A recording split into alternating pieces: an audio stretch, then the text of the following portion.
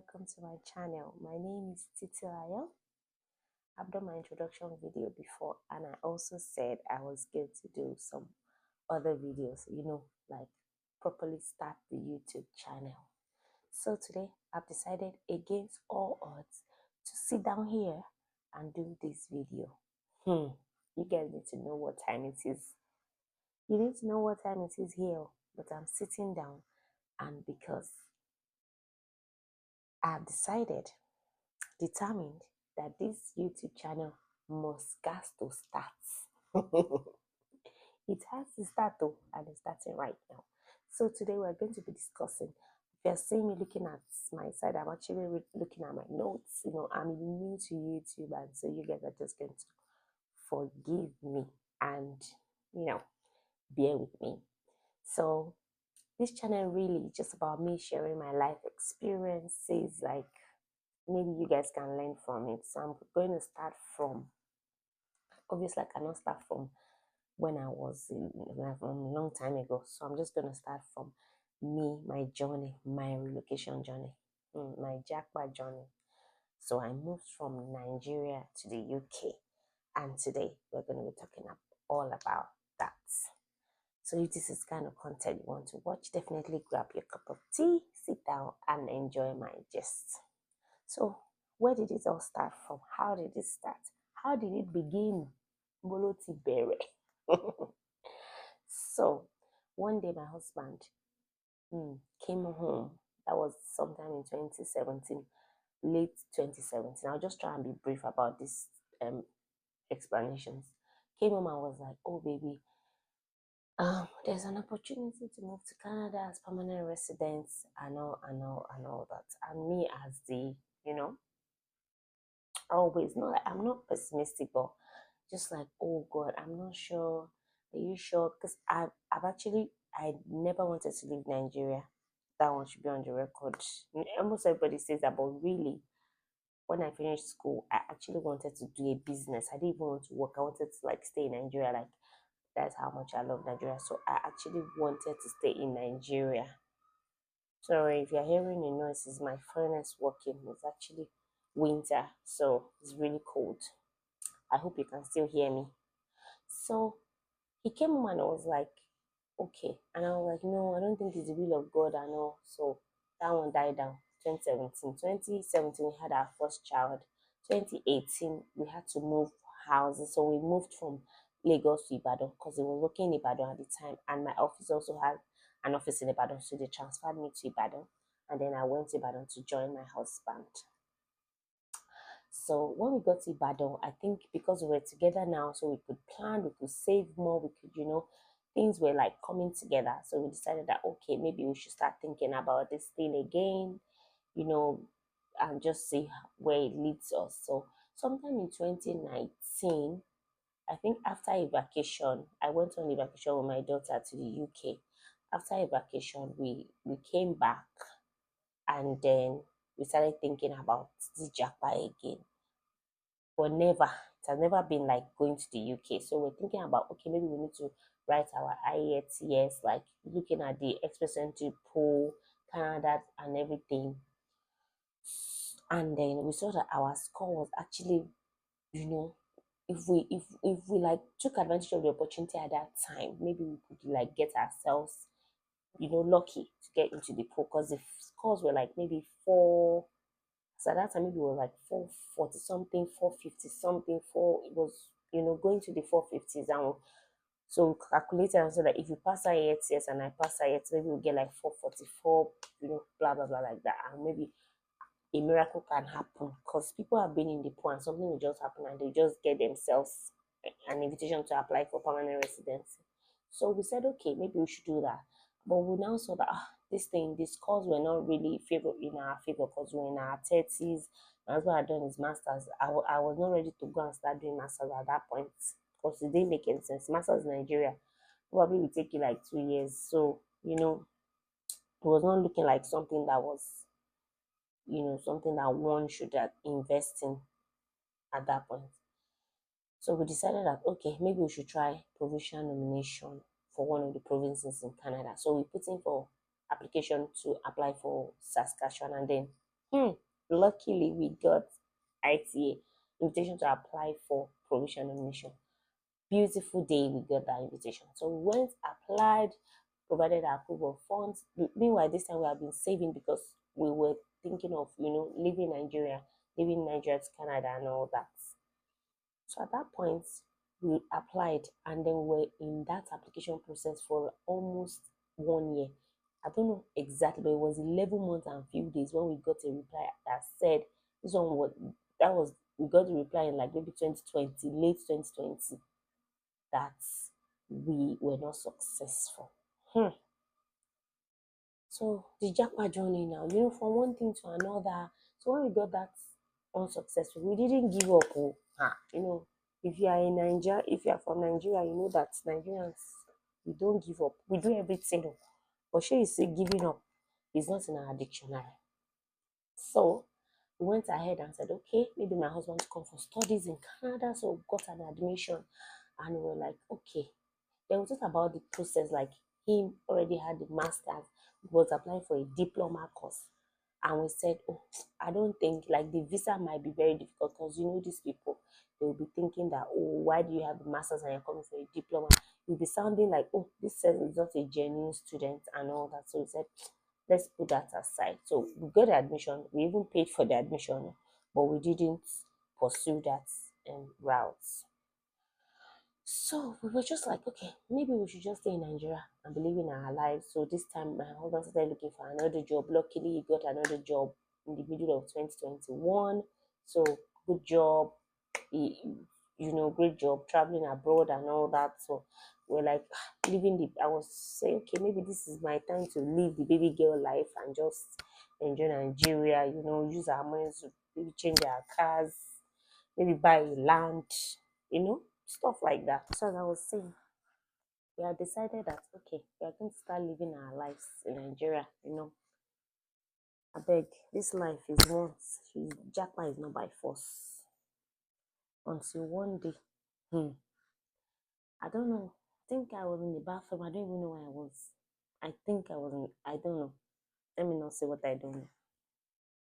I just received a phone call that said from one of my colleagues that probably I still saw last week or something. We work in the same office. And the person called and said, Titi, guess where I am now? I was like, oh, Benny, where are you? Said, I'm in the UK. Said, you are where? Said, I'm in the UK. So then what are you doing in the UK? Said, I'm there, I relocated there with my family. My wife got an admission, through student routes. And mind you, people have been going through student routes. So like that 2021 was like a lot of people were actually going through student routes. We just be hearing that this person went, maybe not immediate family at that point, but this person went, do you know this person? But it never occurred to us that this thing we can actually do this thing, because maybe because UK has never been on our list. So maybe I don't know. But at that point when that person called me, it was as if my eyes just opened. I was like, I can actually do this thing. Oh. Like this person does. I don't know whether he has a family in the UK, but I have family in the UK. I have my brothers are in the UK, and they can, soft landing and stuff like that can help and stuff. So from that moment, my brothers and sisters, I started looking for admission. I started looking for admission. Ah, I was looking for admission. I was writing statement of purpose. Maybe I applied for like 3 schools because I don't like stress so much like that. So I applied for like 3 schools, and then I got an admission in August. I got admission in August and they asked me to resume in September. I was like, hey, which kind of thing did this one now?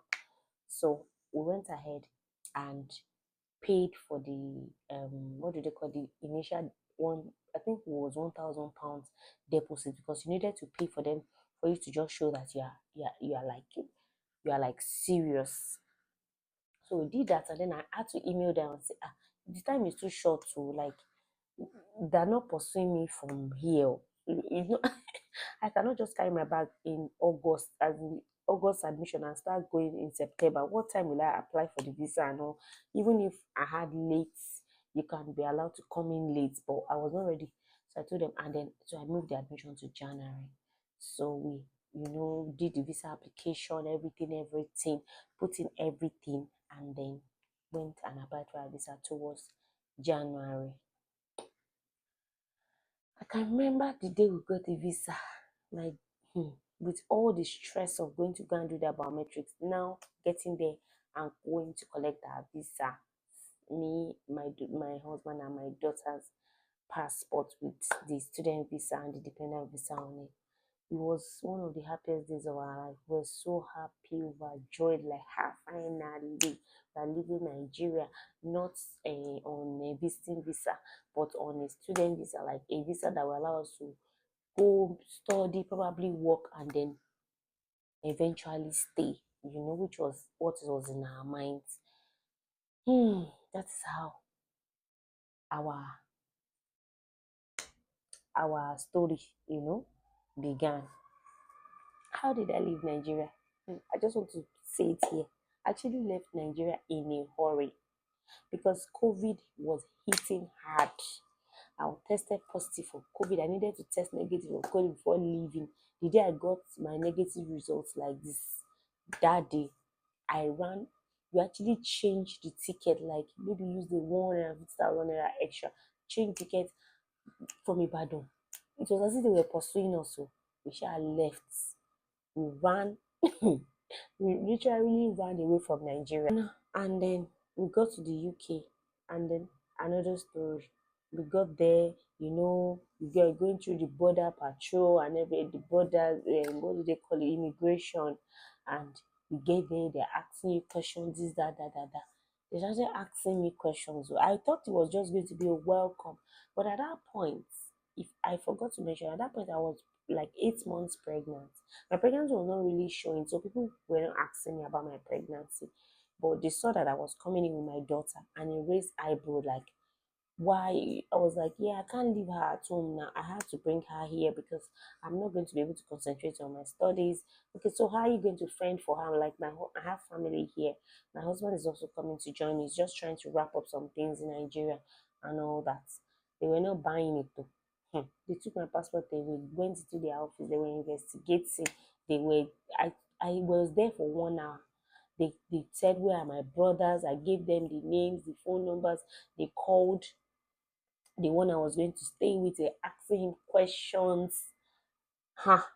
In fact, they went and they were speaking to each other and everything. Eventually, they came back and said, okay, they've spoken to my brother. They are trying to like put things together to see, because the story needs to make sense, because the way I'm coming with my daughter and my husband is coming is looking as if we are coming for immigration and not actually studies. The immigration officer actually looked at me and said, oh, I should look at the type of phone. At that time I was using a Samsung Galaxy phone. I should look at the type of phone I'm using. It was cracked on the screen. That he sees students that are coming here from India, they come with sophisticated phones, and it doesn't make sense that I'm paying a school fees of 16,000 pounds, but I cannot afford a good phone. I was like, I don't understand. How does my 16,000 pounds relate with a good? So my own priority is not phone. You understand? But I could not even talk. Oh, they went and investigated and saw that what saved me was, number one, they were able to reach my brother. My brother was, they got some information from my brother, and then I had a 5 year UK visit visa before that I just used once. So they were like, oh, if she can like have a 5 year visa, she just used it once. If she wanted to overstay, she will have overstayed at that time. And eventually, against all odds, they allowed me to enter. I thought they were going to send me back to Nigeria. Honestly speaking, I just it was just like this that was remaining for me to say, you know what, just give me back my passport. Let me just be going back. Like, I have not, our house is still there in Ibadan. We have not rented. People have not, we have not, maybe, I don't know whether we have told the landlord that we were living at that point. I don't know. Just give me back my passport. But luckily, they were able to, resolve everything. And then we're like, okay, your brother is here to collect you and everything, and allowed me to enter. Hmm. And that's the beginning beginning of my story in the UK. I don't know whether we should stop the part one here and then we can do another part of, my experience as a student juggling. I was juggling motherhood. I had a 4-year-old. I was going to school. I was 8 months pregnant. So I had to be juggling school, motherhood, and pregnancy. And I was expecting a newborn at that time. So all these stories I'm going to be sharing on this channel. I'm going to be sharing my experience in the UK, and up till this moment. And I hope you stick around to hear my story. I'm very happy that you guys have watched me today and I've been able to actually sit down and do this video. I'll try and continue the video from maybe do another part after this one, and then we can move on to the current day situation, what is happening today, and what I've been able to achieve in the UK and where we are today. Thank you so much for watching this video. Don't forget to like, to share, and to subscribe, please. This is a new channel and we are hoping that you will help us encourage me so that I can put out more videos. Thank you and have a nice day. Bye.